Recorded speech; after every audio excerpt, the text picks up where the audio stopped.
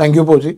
Student, another common case जो कई बार अलग अलग तरीके से पूछा जाता है, but a very fundamental point where will be talking about the case of revolution of a charge around a charged cylinder.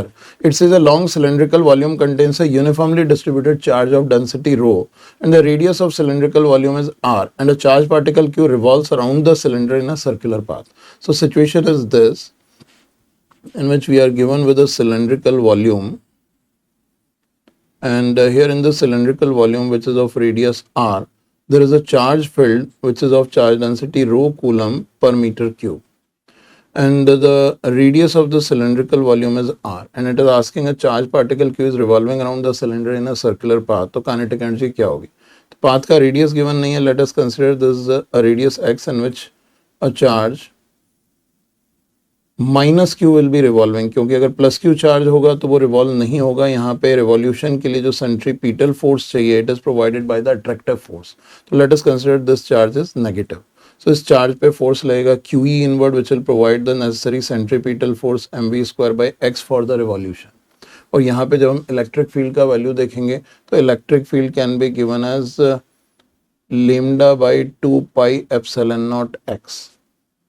और लेमडा इसका क्या होगा? Lambda you can write it's 1 metre length का charge is rho multiplied by pi R square into 1. So when you put this over here this gives Q multiplied by this lambda by 2 pi epsilon naught X is equals to M V square by X. सो यहाँ पे x cancel हो जाएगा. Question में पूछा गया kinetic energy of the particle. So kinetic energy is half M V square. When we put this here M V square is half and q rho pi r square divided by 2 pi epsilon naught. Here pi gets cancelled out. The value of kinetic energy we are getting is q rho r square by 4 epsilon naught. That's the answer for this problem. Thank you पोची. एक और case जो अलग अलग तरीके से पूछा जाता है that is combining charge drops. This case is very important जहां पे अलग अलग तरह के पैरामीटर्स निकालने की डिमांड अलग अलग क्वेश्चंस में आती है. Like let us handle this case first. It says 64 conducting drops each of radius given है 0.02 meter and each carrying a charge of 5 microcoulomb are combined to form a bigger drop. So situation यहाँ पे ये है कि 64 drops को combine किया है, यानी इसका वॉल्यूम होगा 4/3 पाई आर क्यूब और इससे एक सिंगल ड्रॉप बनाई है उसका वॉल्यूम होगा 4/3 pi capital R cube. So volume has to be same और फाइनल चार्ज जो होगा Q final this should be 64 times Q initial. अगर एक बॉल पे या एक ड्रॉप पे चार्ज स्मॉल क्यू है तो total charge will be this. So यहाँ पे 4/3 pi gets cancel out. Solving the value of R is when you take the cube root it gives you 4 small R. So हमारे पास final ball का charge है, final drop का charge है और final उसका रेडियस है. Question is asking the ratio of surface charge density of bigger drop to smaller drop. That means sigma big upon sigma small निकालना है. तो बिगर ड्रॉप का sigma will be total charge Q final divided by 4 pi R square divided by smaller drop का small Q divided by 4 pi small R square, क्योंकि surface charge density is charge upon area. तो when you put the values Q final is 64 Q divided by r square can be written as 16 small r square multiplied by this small r square by small q. So this gets cancelled out. It gives you 4/1. That's the answer to this problem. So just one liner cases होते हैं. आपको सिर्फ concept को apply करना है, attack करके result को obtain करना है.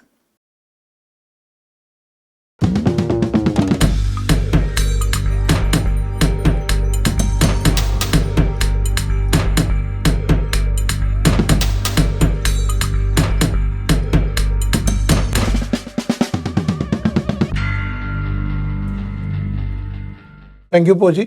इन दिस सिचुएशन हम एक और रिजल्ट की बात करेंगे that is electric field inside a uniformly charged long cylinder. It says a long cylindrical volume contains a uniformly distributed charge of density rho coulomb per centimeter cube. The electric field inside the cylinder at a distance x from the axis we need to calculate. तो आपको ये पता होना चाहिए. मैं direct result आपको recall करवा देता हूँ.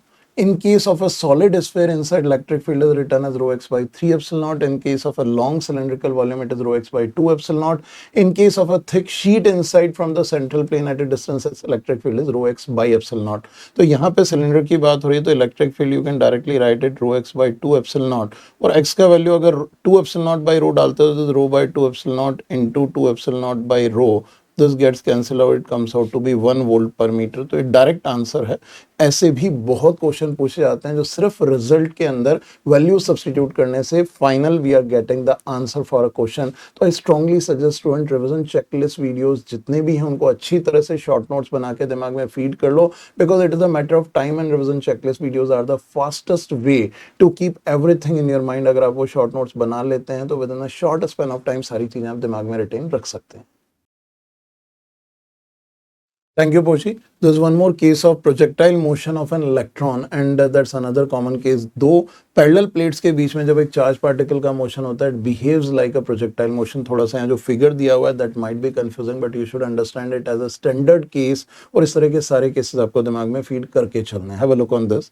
It says a uniform electric field E is created between two parallel plates of length 1 meter. So here in solution electric field का value हमको given है 8m by E. and plates का length दिया हुआ it is 1 meter. Now it is saying an electron enters the field symmetrically between the plates with a speed of यहाँ पे x direction की speed होगी इसकी 2 meters per second and angle of deviation of path of electron we need to calculate as it comes out of the field. So अब यहाँ पे देखें if this positive plate and this negative plate और अगर charge particle electron है और वो enter हो रहा है विद द स्पीड ux और इलेक्ट्रिक फील्ड यहाँ पे डाउनवर्ड डायरेक्शन में है तो it will experience an upward acceleration and a का वैल्यू होगा QE by m. वैल्यू अगर डाल देते हैं तो E by m multiplied by electric field here is 8m by E. So directly you are getting the value of acceleration as 8 meter per second square. So if 8 meter per second square is the acceleration, so due to this acceleration it will be accelerating in upward direction. So ये एक projectile motion follow करता हुआ यहाँ से बाहर निकलेगा with the speed v. Question में पूछा गया था angle of deviation, that means x direction से theta angle deviate होता है. And theta you know well it is written as tan inverse of Vy upon Vx. यहाँ पे Vx will remain same as 2 meter per second.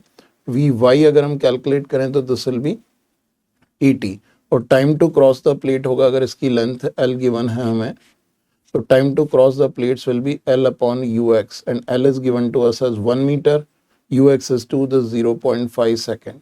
So 0.5 second में Vy we are getting is 8 multiplied by 0.5 is 4 meter per second.